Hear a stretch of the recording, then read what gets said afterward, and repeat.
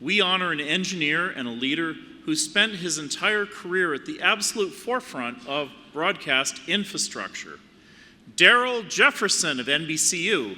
He's quiet. So he is, I agree. He has quietly built the media highways that deliver major global events like the Olympics to millions and millions of homes. He's mastered this monumental challenge of moving all these huge live productions out of concrete studios and into a flexible digital future that just works wherever you're watching. His visionary leadership has been critical in transforming how major networks manage and execute complex live broadcast events, especially at NBC Sports and at the Olympics. Darryl's pioneering work means you get flawless real-time coverage, whether you're watching your TV, your phone, or your tablet, without any hiccups. So Darryl created the reliable behind-the-scenes systems that ensure when the biggest moments in sports happen, you never miss a second of the action. He took all the crazy complexity and delivered a seamless working reality, a feat only possible because of his collaborative leadership style, upholding the Sarnoff legacy of bold but practical innovation. Like I've always wanted to say, Bill, let's roll that video. Hi everyone, Mike Tirico, glad to be with you on a terrific Olympic Thursday on primetime in Paris. Delivering the Olympic Games is a feat of collaboration, and at the center of that team effort is Darryl Jefferson. Darryl and his enormously talented team relentlessly drive new technology. The 2024 Paris Olympics were the first to be broadcast entirely in stunning HDR, and the first time the sounds of the games were delivered in Atmos audio from every venue. I'm so proud. I'm so proud. When COVID presented severe engineering challenges, Darryl's team continued to innovate, establishing remote workflows, cloud architecture, and systems that allowed us to capture the emotion of the games, even when families couldn't celebrate together. I'm so proud of you. From his beginning in post-production to helping design the engineering backbone of NBC Sports headquarters, to spearheading teams that continue to create industry-standard technology, Darryl's 27 Emmys exemplify a career of innovation. The greatest to ever do it. His vision for technology makes the stories of the games even richer. He's always eager to meet a creative challenge with an engineering solution, giving viewers a deeper appreciation for the competition. I can't imagine the Olympics without him.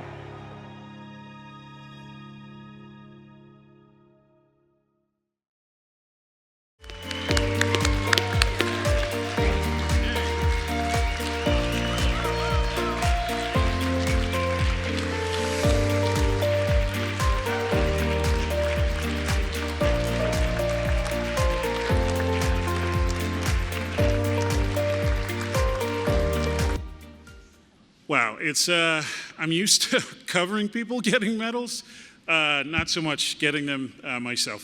First, I'd like to thank SMPTE and the selection committee for this great honor. Connecting me somehow with the work of the great David Sarnoff is the honor of a lifetime. I'd like to honor my ancestors. Without their hard work and sacrifice, I would not be here tonight.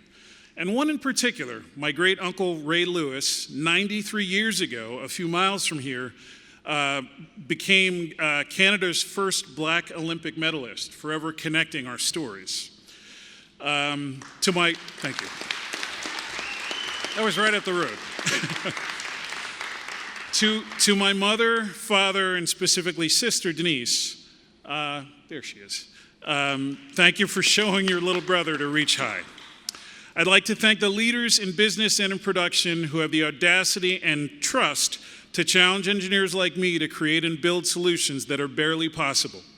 Gary Zenkel, Mike Sheehan, Molly Solomon, Joe Jesu, and Rob Landau have all challenged us in this way. It is often said covering live sports is a team effort itself. Thought leaders in every discipline are required to pull off every show, and none more complex than the Olympics. I've been surrounded by brilliant engineers over the year, and I'm especially touched to be joined tonight by Dominic Torchia, Stacy Giorgio, and Tim Canary, three remarkably dedicated and talented engineers I get to work with every day.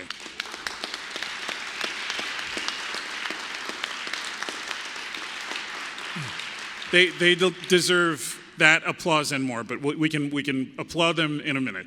In a career, one is likely to get a mentor. I've been blessed with two. The first, Pete Scrow, saw potential in me before anyone else did. And to my second mentor, Dave Mazza, who taught me to swing big and to lead with integrity. To my family, to my kids, who had better be asleep right now, Lila and Quincy, who are just starting to warm up to the idea that what I do is pretty cool. And to Christy, my wife, my ride or die, the best decision I ever made. I love you very much. And in addition to loving and cherishing, you've endured years of me yelling at the screen about AV sync, RF breakup, losing announcer microphones in the mix, and upcut commercials. I love you for it, and I am sorry. Thank you. And thanks to her.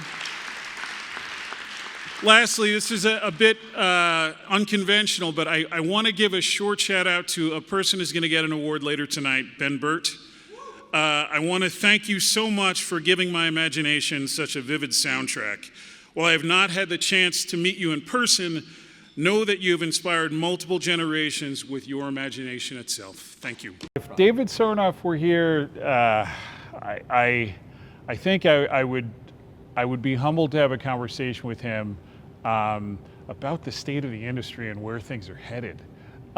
It's kind of amazing, and it's humbling to be connected in a way to him and his legacy. Blasphemy, or they'll destroy the industry, or they'll transform it, or what have you. I'm excited about 2110 and all the possibilities that opens up to. I'm excited about HDR and understanding the wider color spectrum and what people will do in a wider palette. I'm excited about young people kind of having the power of creativity in smaller packages, in more accessible packages, and seeing what they will bring to the table in the years to come. Our job is to connect these not naturally connected things. And if there weren't standards, there wouldn't be a unifying language for all of it to talk. Things like remote production, things like collaborative production, things like teams in multiple cities wouldn't be possible without a unifying standard that sits atop everything and allows us to talk to one another.